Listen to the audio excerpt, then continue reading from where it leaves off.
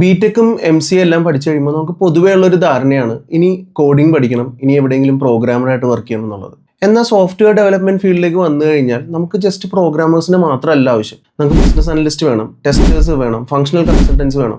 ഇതെല്ലാം കഴിഞ്ഞ് ഒരു ആപ്പ് ഡെവലപ്പ് ആയി കഴിയുമ്പോൾ ഇത് നമുക്ക് ഡിപ്ലോയ് ചെയ്യാനായിട്ട് ഡെവോപ്സ് എഞ്ചിനീയേഴ്സിനെ വേണം. ഇപ്പോൾ എല്ലാ ആപ്ലിക്കേഷൻസും ക്ലൗഡിലാണ്, ഒന്നും ഓൺ പ്രിമിസിൽ റൺ ചെയ്യണില്ല. സോ ഇതെല്ലാം ക്ലൗഡിൽ പ്രോപ്പർലി ഡിപ്ലോയ് ചെയ്യാനും അതിനെ കറക്റ്റായിട്ട് മോണിറ്റർ ചെയ്യാനായിട്ടും ഡെവോപ്സ് എഞ്ചിനീയേഴ്സ് അത്യാവശ്യമാണ്. എന്നാൽ അധികം ആൾക്കാർ ഈ ഒരു ഫീൽഡിലേക്ക് വരണില്ല, ബിക്കോസ് ഇതിനെപ്പറ്റി ആൾക്കാർ അവെയർ അല്ല. ഇനി SAP ഫീൽഡിലേക്ക് വന്നാൽ തന്നെ SAPയുടെ പല ആപ്ലിക്കേഷൻസും ഇപ്പോൾ റൺ ചെയ്യുന്നത് AWSലും Azureലുമാണ്. SAP ഡെവോപ്സ് എന്നുള്ളൊരു ഏരിയ തന്നെ അധികം ആൾക്കാർ എക്സ്പ്ലോർ ചെയ്തിട്ടില്ല. ഡെവോപ്സ് എന്നുള്ളൊരു ഫീൽഡ് തിയറട്ടിക്കലായിട്ടോ ബുക്കിഷ് ആയിട്ടോ പഠിച്ചിട്ട് കാര്യമില്ല. ഇത് ഒരു ആക്ച്വൽ ആപ്ലിക്കേഷൻ ക്ലൗഡിൽ ഡിപ്ലോയ് ചെയ്ത് പ്രാക്ടിക്കലി തന്നെ പഠിക്കേണ്ട ഒരു ഏരിയയാണ്. നിങ്ങൾക്ക് ഡെവോപ്സ് എന്നുള്ളൊരു കരിയറിൽ ഇൻട്രസ്റ്റ് ഉണ്ട്, അതിനെപ്പറ്റി കൂടുതൽ പഠിക്കാനും ഇൻട്രസ്റ്റ് ഉണ്ടെന്നുണ്ടെങ്കിൽ എൻ്റെ ടീം ബിൽഡ് ചെയ്യുന്ന കുഞ്ഞു കുഞ്ഞു ആപ്ലിക്കേഷൻസ് ക്ലൗഡിൽ ഡിപ്ലോയ് ചെയ്ത് പ്രാക്ടിക്കലി പഠിക്കാൻ നിങ്ങൾക്ക് താല്പര്യം ഉണ്ടെന്നുണ്ടെങ്കിൽ എൻ്റെ കമന്റിൽ ഡെവോപ്സ് എന്ന് മെൻഷൻ ചെയ്തോ, my team will contact U.